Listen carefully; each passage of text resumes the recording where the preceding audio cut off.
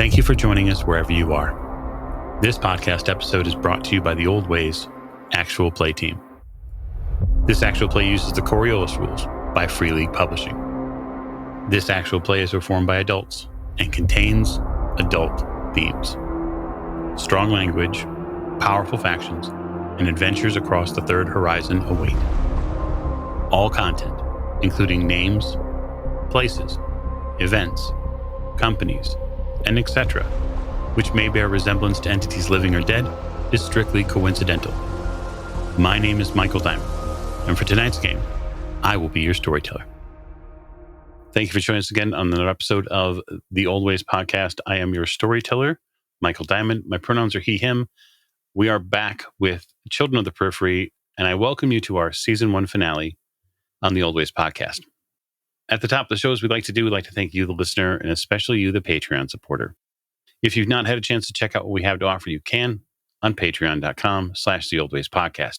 Jump over to YouTube and subscribe to us there, because boy, are things about to get really, really interesting. More on that later. And for now, we'll do cast introductions, which begin to my right. This is Morgan, and I play Captain Amara Castra. Our pronouns are she, her, and there are 2 peripheries. I thought I really had the name there with the ship, and apparently I didn't. It was a good name. It's still a good name. Next to Captain Kasra. Hi, I'm Allie, and I play Kainat Gala. Our pronouns are she, her. And let me tell you, I was not expecting a giant ship that had people who were real old on it. Yeah, they're just a little bit older than you, but I'm sure it's fine. They're not going anywhere. Next to Kainat. Hi, this is John. I'll be playing Fida. We both use the he, him pronouns, and I don't have egg on my face. No, you saw the whole thing coming. Yeah, I saw the whole thing coming the entire time, right? Nice to see that you're ahead of the curve. To Fida's right. Hi, this is Rena. I play Tamarisk Anvari. Our pronouns are they, them. And I'm kind of worried about where this is going. That is a good worry to have. Last, but most certainly not least. Hello there. I am Rosie of Odd Duck Dice, and I am playing Icarus. Our pronouns are she, her. Pilot, not of the Periphery, but the Sky Skimmer. And Icarus is once again leaving behind everything that she has ever known. Yeah, bittersweet for certain. Before she gets a chance to leave everything behind, you're going to have to actually get there. So when we last left the Periphery, the ship, the Periphery, sometimes called the Sky Skimmer, it was going to begin making a perilous dive into a severely deep planetary core, where it would meet up, hopefully, with what, from what you understand, is a colony ship called the Periphery that sits waiting, powering up to move forward through an enormous portal. Behind this Sky Skimmer, there is an array of ships beginning to rain weapons fire down on the planet and at the hatch that you're trying to fly through. And so, if memory serves correctly, Fida, you're still aboard the colony ship? That's right. I had volunteered to make the bits around the portal work that our new shiny friend couldn't. Because of his not having the right genes. Yep, it's all in the genes, isn't it? But the concern therein now is that there is a bit of flying left to do, yes? It's not far, but we do have to get through the portal. It turns out that, you need to turn on the rockets to get through the portal. Turns out. So, back then on the Sky Skimmer, where a majority of the crew still is, they have sort of a very impressive task ahead of them. So, you have clearly Icarus at the controls. Captain Kasra is there. That makes Tamarisk both the weapons officer and the sensors officer? Isn't Kainat on sensors? That is correct. Okay, so you have those set. And so that means that any engineering rolls will be made by Rakam. As an AI, he can fill in on any one crew slot. And so what I'd like to do is sort of set an initiative here. And the reason why is because several actors are going to begin playing a part on this. And what I'd like to have happen is to have the captain sort of issue whatever order is necessary in an attempt to assist her fellow crewmates and things, but most especially a sensors roll to see really what's going on. So I'm giving a command and then Kainat's rolling the sensors? Yep. Okay. And where is our location now? You are currently above the crust of the planet. You are preparing to head into this space. Realistically, it's a chasm that's been, playfully colored and decorated and covered by a big portal, a big gate. How many commands can I give? You can give one. Keep an eye on intercepting any weapons fire. Okay. So you're telling Tamaris to watch your back. That makes sense. It's very important. It is very important. And then what I would like is a sensors roll. Okay, what do I roll for that? Is it wits tech? Yeah, that sounds good. It sounds with technology probably augmented by the ship probably gives you a single die for its sensors rating. Okay. I've gotten 2 successes. Okay. So you pick a couple of things up on sensors. You get a bit of a display going, and you really begin to see the totality of the problem ahead. The rear sensors have a view of about 5 ships that have what we would call actionable line of sight on you, and will probably get the chance to fire before you can make it through. These are anything from cruisers to something that's more starfighter scale. The big ships, you believe, aren't going to be able to really bring the totality of their main weapons to bear on you because the periphery is just too fast, which is a benefit. That's not the big problem. The big problem is the backdrop behind them. Behind these ships, there is a wave of something that is beginning to blot out any ambient light nearby. Imagine, if you would, if a painter took a bucket of paint and began to pour it out onto the sky. And when those two connected, this rippling, dark gray color began to envelop everything. And when it connected with things, they were set ablaze.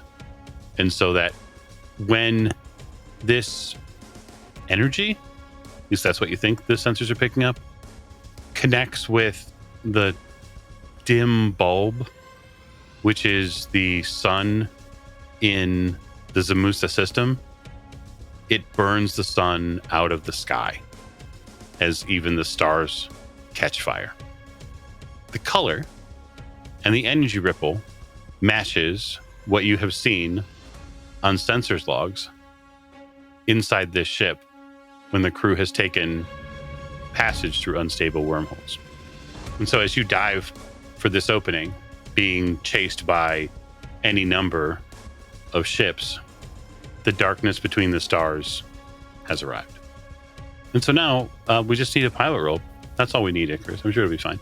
It will all be fine. It's not like if I fuck up, we're totally screwed, right? Right. Yeah. Okay. Don't worry, if the gunfire doesn't kill us, the darkness will. Okay, so that's 2 successes. Y'all, I don't necessarily want to give our GM a darkness point to re-roll those other dice. We're at the end. We're as fucked as we're gonna get. Okay, great. You have another darkness point. Hey, and that's another 2 successes. So that's 4 successes total. Fantastic.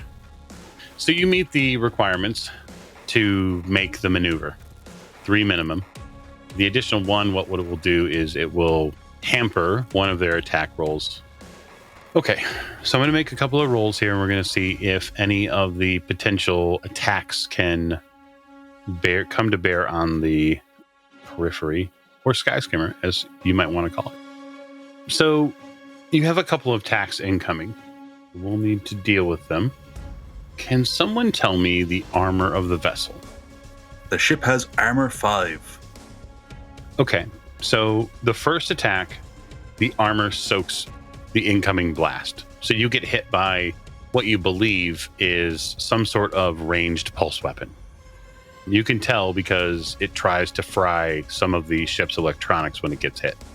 You see the sort of this wireframe overlay of the Periphery that sits in a position on the ship. You see just red and yellow blossoms arrive about midship to not necessarily directly on the bridge, but just fairly close. But the armor soaks that hit. The second one gets through the armor. It deals 1 point of hull damage. For your part, Captain Kazra, your screen begins to illuminate with all sorts of emergency messages.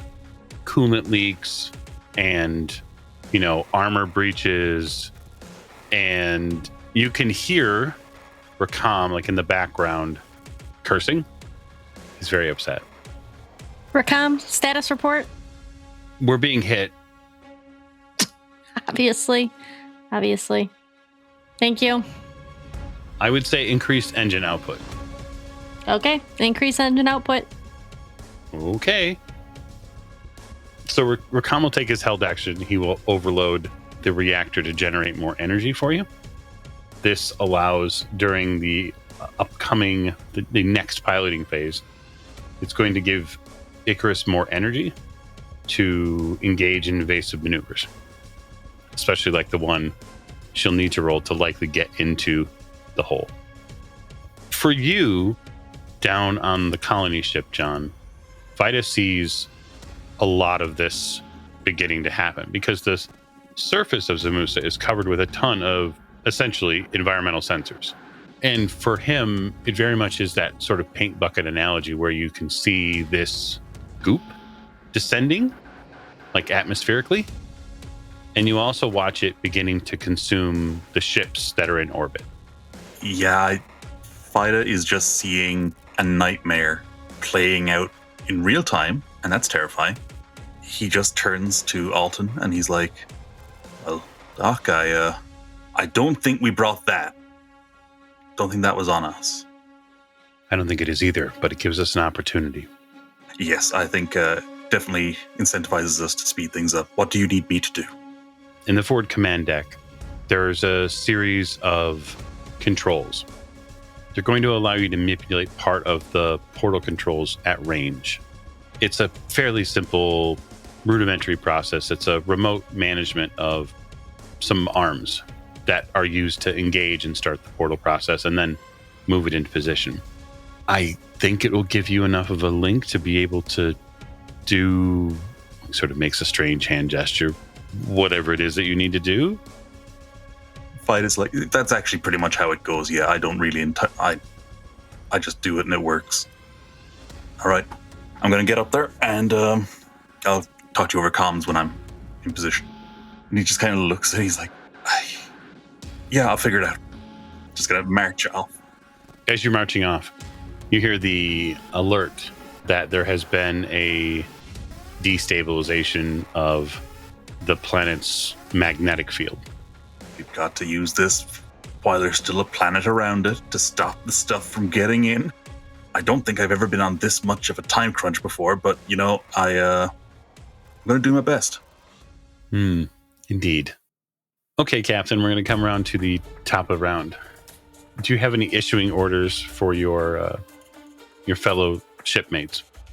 Well, obviously, we're getting fired upon. I will yell evasive maneuvers to Icarus.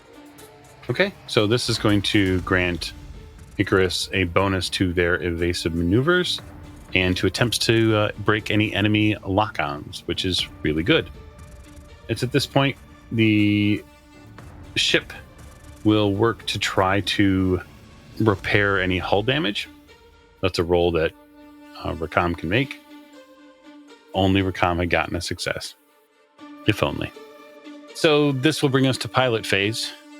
And so this roll specifically for you, if you're going to evade, Icarus is going to give you a couple of extra dice to do so.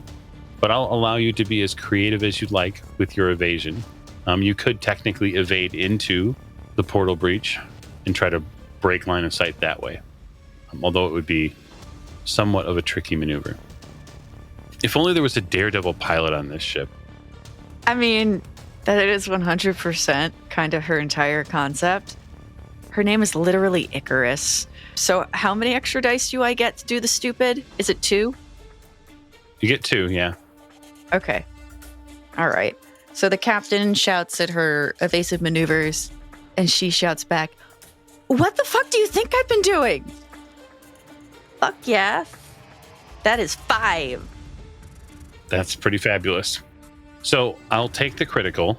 I'll apply it to your piloting roll. We'll reserve 2 dice for any ship that could continue to shoot, potentially if they're shooting a spray weapon or an area effect weapon. We'll take 2 dice and remove 2 successes from them for future use. The ship does something it's probably not supposed to do. You can hear Rakam sort of scream this, "No, no, no," like this really long, trailing vocal. And the ship approaches as close to the ground as it possibly can. When you get close to the actual hatch itself, all of the energy in the ship goes one specific way. So you essentially fly parallel to the ground, and then all of the ship's energy is hoisted into one specific direction, which sort of kicks the tail of the ship out. And then all of the thrust is returned to continue forward, and you punch your way through the hatch. If there weren't internal, dampers running on this ship or any sort of control, all of you would likely be spaghetti. But luckily there are. It does cause your face and body to sort of completely shift out of control as all the blood goes one way and then it goes a different way. I think in response to Rakam's scream of "No, no, no, no, no," Icarus just says, "Come on, just give it to me low and slow. We know she's got great legs on her. She'll be fine." Yeah, I don't think Rakam has a witty response at this point. It's clear that he's trying to keep the ship from flying itself apart with all of the additional energy going around. Now, though, the environment changes. So you are now in a irregular, shifting vertical shaft, and you are flying exceedingly fast to try to get down to the colony ship. The hatch behind you explodes. The area around the ground is peppered with all sorts of weapons fire, bullets, bombs, and before the ship gets too terribly far forward, even as you're sort of gripping the navigational controls, a gray sort of cloud appears over that hole at distance. With a sensors roll, I can give you some more information. Do I still have an additional dice, or is it just my base?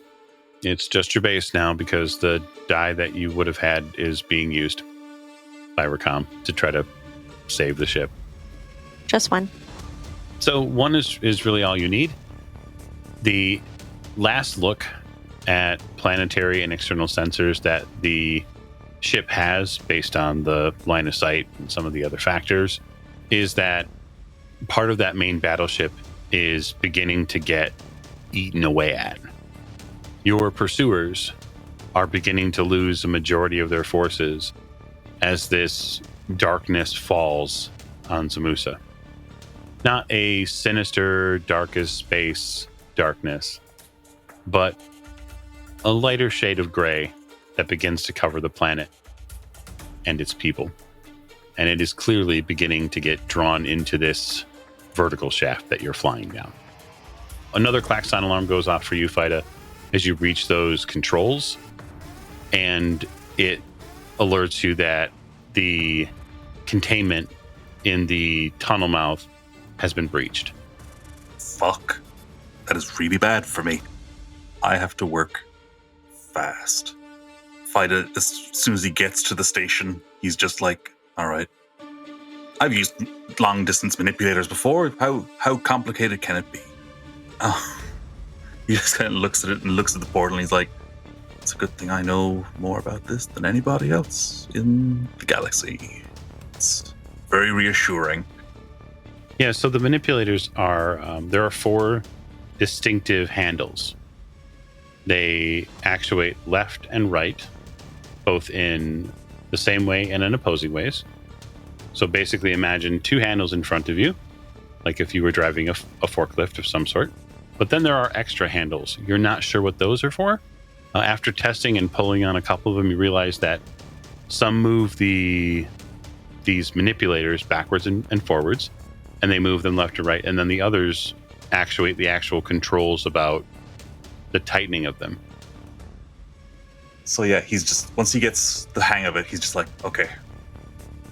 And then because he's aware of this huge tide coming behind them, he just doesn't try to consciously understand what he's doing. He just sets about doing what needs doing.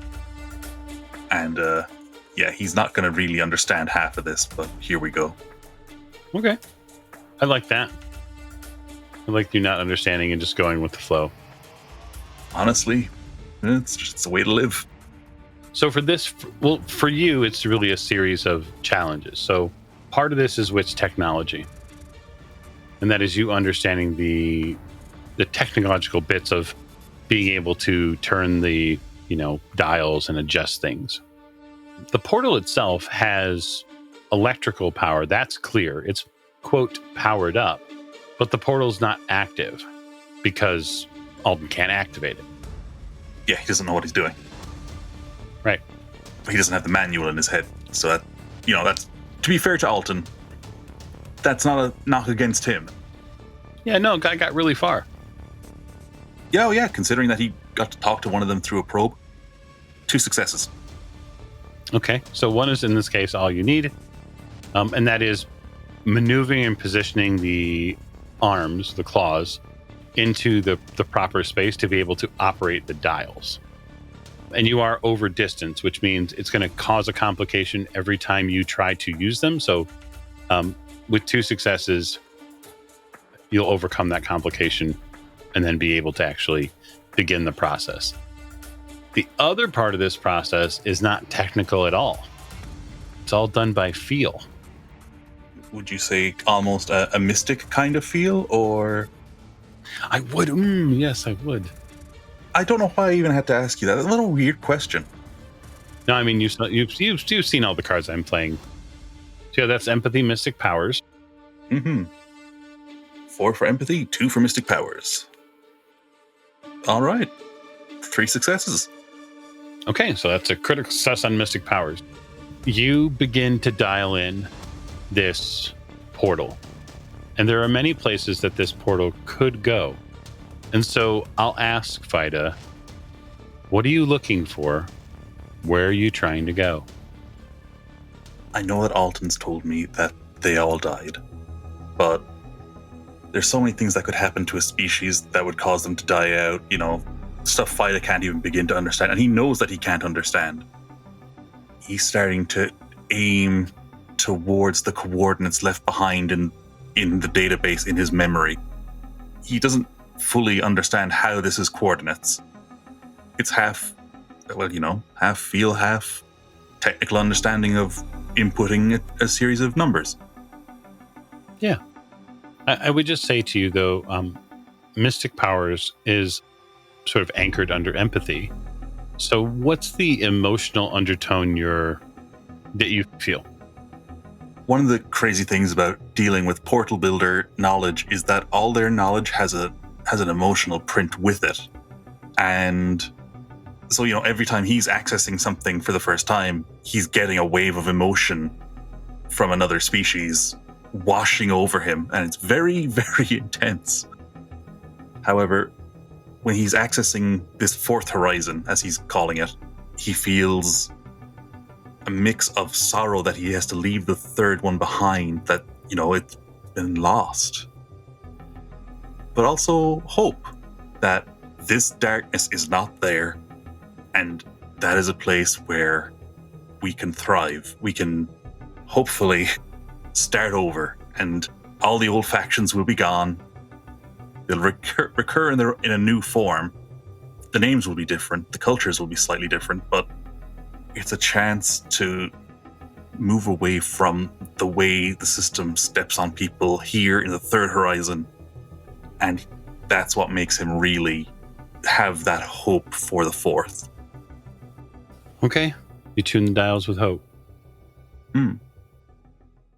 So, Icarus, you got this thing going pretty fast now.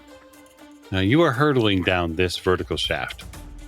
And you realize that in not too terribly long of a time, you're going to have to slow the fuck down and get ready to dock.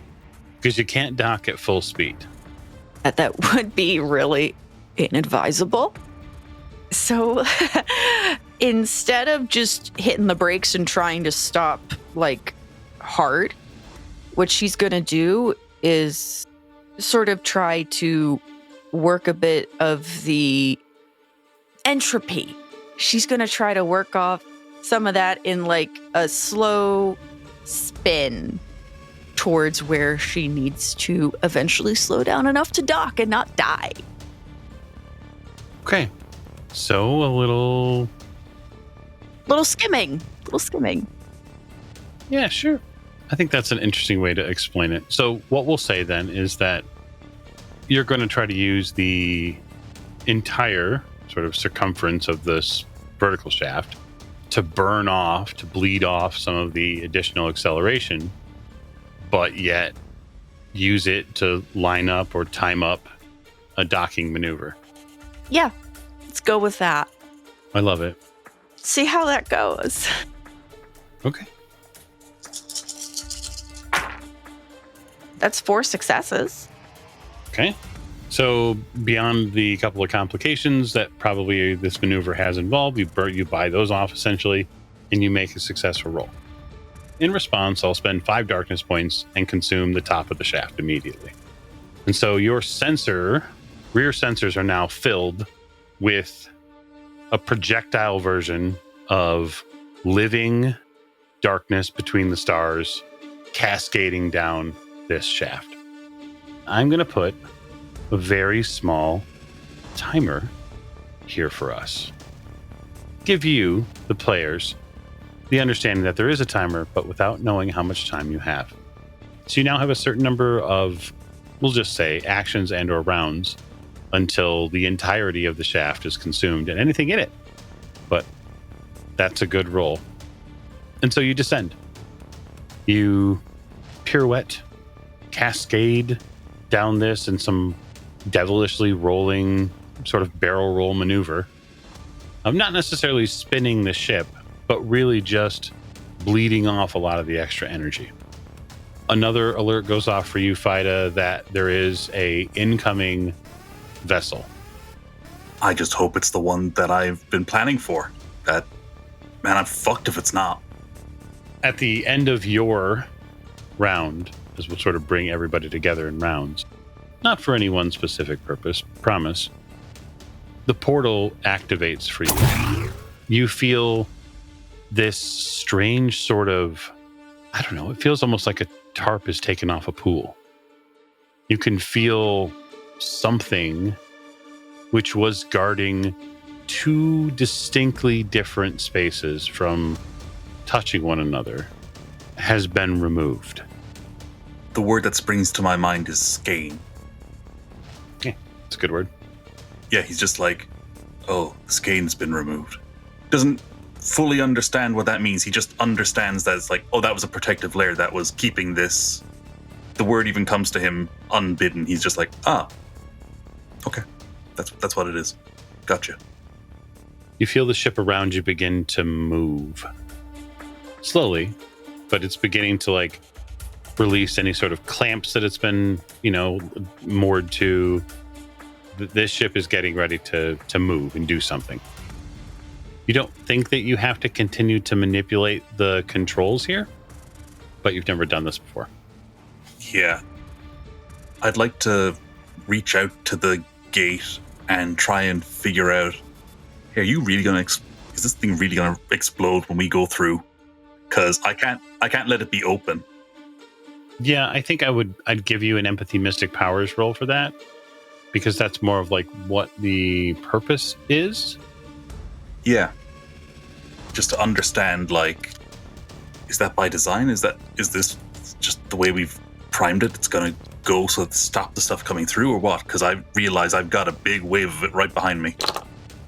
And that is 0 successes, so I guess I'm in the blind.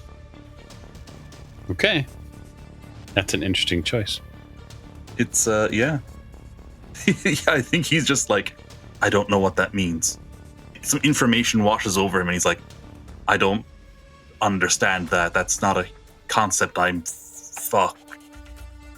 Okay, so what's Fida going to do now that you don't know whether or not this thing is going to blow up?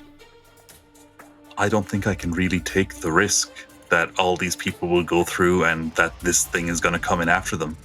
I'm going to have to set it purposefully to know. I'm going to have to purposefully try to set it to explode once we're done. Once the ship goes through. Okay. I don't know if I have time to do that properly, but I'm willing to make some sacrifices for it.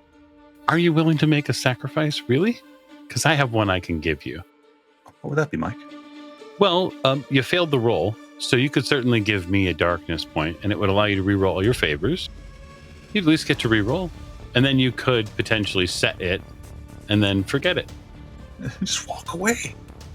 Well, I mean, walk away from right here. I'll give you the darkness point, and I'm going to re-roll. Okay. Just because I'm like, oh, geez. 1 success. 1 success is all you need. You essentially change the algorithm, in effect, the way this thing is supposed to process energy. And it looks like the way he had set it, or wanted it set, was that it would be a continuously open space between the two horizons. Now, this is painfully dangerous, obviously, as it could cause all sorts of problems. But it does sort of line up with, like, who he probably is as a person. And yet, Fida can't hold it against him. But I think Fida has a much deeper knowledge of what the darkness means. Or at least as far as he's concerned, he does, than our good friend, the Doctor. He's going to make that change. He's going to just start operating and just set it to 1 unit pass through and then overload. Okay. And that should be enough to, it's not going to destroy anything that's still alive, because everything's going to be dead by the time that happens. But, you know, it's neither here nor there. Fida can't help that. He's limiting damage. And that's all he can do. That's right. That's all you can do. The die has been cast, though. So, with the colony ship, the Periphery, coming up very close on your sensors and your navigational readouts, Icarus, you are going to have to make a impressive docking maneuver. You've bled off a ton of the additional energy. You've had an opportunity to sort of slow down at least a little bit, but you can't slow down too much because now you have, well, some nasty things behind you. What is the angle of the port I need to make? You're heading straight down a vertical shaft. Mm. The Periphery, the colony ship, is sitting at what is basically a 30-degree angle. So you're coming directly down. It's a complicated angle. You're going to have to move a little bit because the other thing isn't going to move at all, likely. It's not impossible. Also, the port that you're going to need to dock at is much smaller than you're used to. Okay. Let's thread that needle. 2 successes? So 2 successes are not enough because this type of complication is going to prevent you from winning with just 2. What I will do, though, is I will play a hand of fate for Icarus, and I will make that third success happen for you. So you come in like a ball of fire, and panic alarms and obstruction alarms are going off all over the place. You hit or what are effectively the brakes, which is basically reverse maneuvering thrusters, and you step on them as hard as you can. In doing so, you change the angle of arrival and the trajectory enough to, we'll just say, lightly bounce off of the main docking area and slide to a stopping point. In doing so, you do get onto the colony ship. What I will need from everybody within is a strength roll. So this will be strength and force, if you have force, because this type of maneuver, while successful, is also going to cause an enormous amount of jostling inside and will likely propel you from your chairs. I received 1 success. I got 0 successes. Just 1. 1 success. Okay. So 1 success will mean a couple of things. You get effectively ejected out of the seat that you're in. So Icarus goes up and over the navigational console. There's no way to prevent that. We have sort of a traditional, I don't want to say Star Trek moment, but the bridge of the ship gets a little interesting. Most of you come off your feet. So that could be you slamming into a console. It could be you falling back. For you, Kainat, it's not good. Your station is one that takes sort of direct bulkhead damage by landing in this fashion. And when it does, a major piece of the housing which makes up part of the bridge comes down on you. And you get pinned underneath a column. Did we land? It does seem so. The ship has stopped moving. Ow. Yeah, I run over to try to lift whatever's off of Kainat, the piece of the ship. I'll go help. It's going to be strength force rolls for both of you because this is a heavy piece of bulkhead that's landed on her. Kainat, you have taken 4 health levels worth of damage. Oh, good. That's real good. I have 0 successes, so this is really heavy. I also have 0. Strength is not my forte. So, in an interesting turn of events, I'm going to play a hand of fate for both of you, and I will make it a passing success for both of you. 2 successes, which allows you to lift the bulkhead enough to get Kainat out, but she is severely wounded. Yeah, we don't move her far. We just over. Should we be getting to stasis? Are communications working? Yeah, you certainly can communicate. You don't know what Fido's doing. Yeah, Fido, what's our status? There's a bit of a delay. He's like, oh, sorry. Captain, you're going to have to hook up the coolant system to the colony ship. So either you're going to have to get out of our periphery into the big periphery, or you're going to have to hook up a feed. I don't know which ones. I think you're going to be faster just getting into another pod. Well, Kainat's really hurt. Like, I don't know if we should be moving her so far. Just get me into a pod. We'll make it work. We've already put a nearly dying person in a pod before, and it was Kainat. She did turn out okay. I mean, it was high risk, but it worked out. Look, I would say go to the med bay. There's still supplies there. Shoot her up. Just fill her up. Do we have time to do that? How quickly do we need to be moving, Vida? Because that darkness is coming, and it's coming fast. You don't actually know. You don't.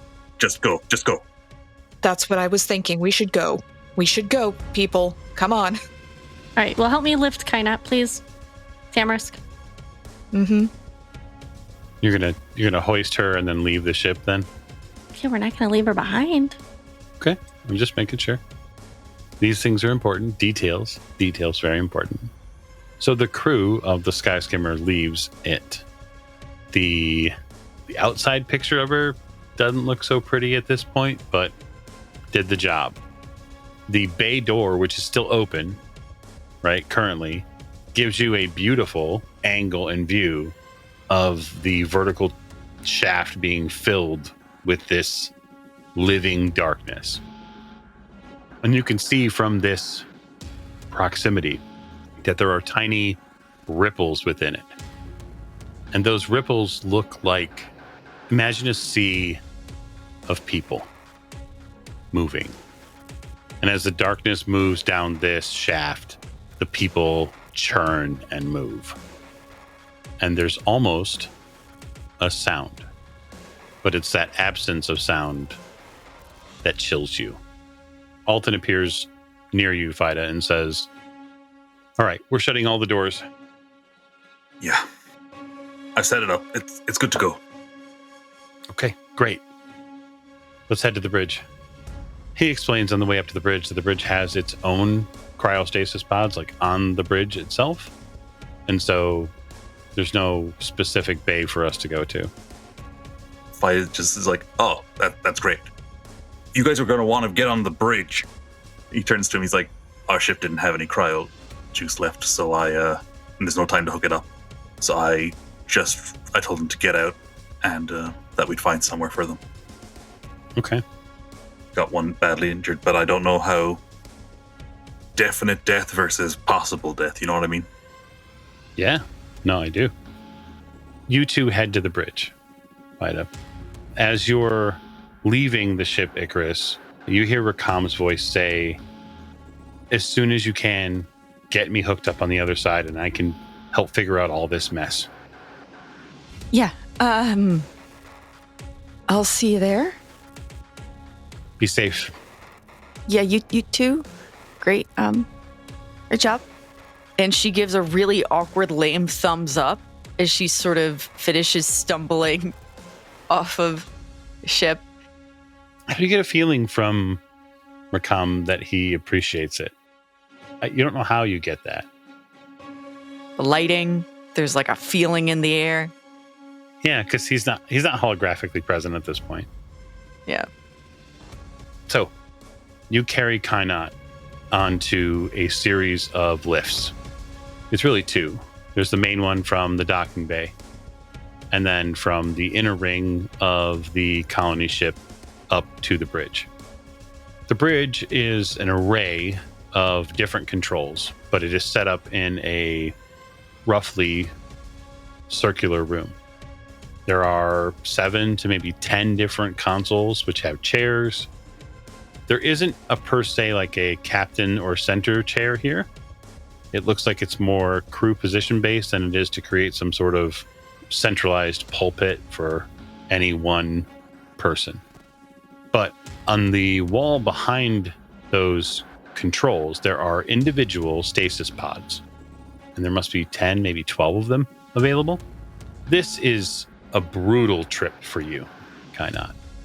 In severe pain and sort of unable to walk on your own at this point because of just being damaged, you are able to get fitted into one of them if the crew is willing to help you. These are stand up rather than lay down. Real retro models, huh? Yeah, I'm going to dose Kainat up with meds and then... Okay. So a familiar sound echoes throughout the bridge, and that is a proximity alarm. And on the main view screen here, you can see the camera feeds from the back end of the colony ship. And you see that this darkness, this sort of gray running sludge, has made its way all the way down and now filled the entire shaft and is now bubbling up to where the launch position is for the Periphery. And it's at that point when the alarm goes off that Alten steps into the bridge space and says, last call. He sort of begins to press a bunch of buttons. You all get set in your pods. I'll fly this one through. And like, Fight gives him a nod. He's like, right. As he's getting in, he's like, wait. How's that now? Somebody has to be at the controls when it goes through. That's my job. And he just kind of looks at him real sad. He's like, I understand. Good. I'd hate to have to shoot you. He's just like, I'd hate to be shot. Gets into the tube and he's like, I won't forget. Gravimetric sensors and planetary atmospheric sensors show on the nearby screens here that the star, which at one point powered many things in the Zamusa system, the sun has been destroyed. There is a gentle and then expanding force that begins to move the ship forward. The portal in front of you has powered up and aligned with a beautiful array of amber and yellow tones. You get secured into the stand-up pods. I wonder if the crew has any sort of last thoughts before they get into this stasis space. Yeah, I think about how I will probably never figure out what happened to my parents if we're going through this portal. Even though I'm pretty supremely drugged up, I am mentally wishing all of my family well, even though I don't really have faith right now in the traveler that they're being kept safe. Fida's just hoping for one last gift from the gambler. Just, if I die, just let the whole plan work. Even if I don't make it, let the plan work. Tamarisk has sort of teary eyes that they're trying very hard to keep it together. And they're thinking about Lila and how they never got to say I'm sorry. If Lila and anyone else makes it through, she'll never know what happened to me. And she'll go on thinking it was my goddamn fault, which it really was, our last fight. And I'll never get to say sorry for it. Icarus says a little prayer to the Lady of Tar, and right before stasis really hits, she lets out her last sort of breath as an offering as she thanks Lady have mercy. Stasis comes with the quick flash and chilling cold, which you're not used to. These pods are definitely different. You have that sensation, it's drawn out over the seconds that pass. The cryo process takes longer in these pods. And so those last few moments are stretched, sort of like far too much chewing gum.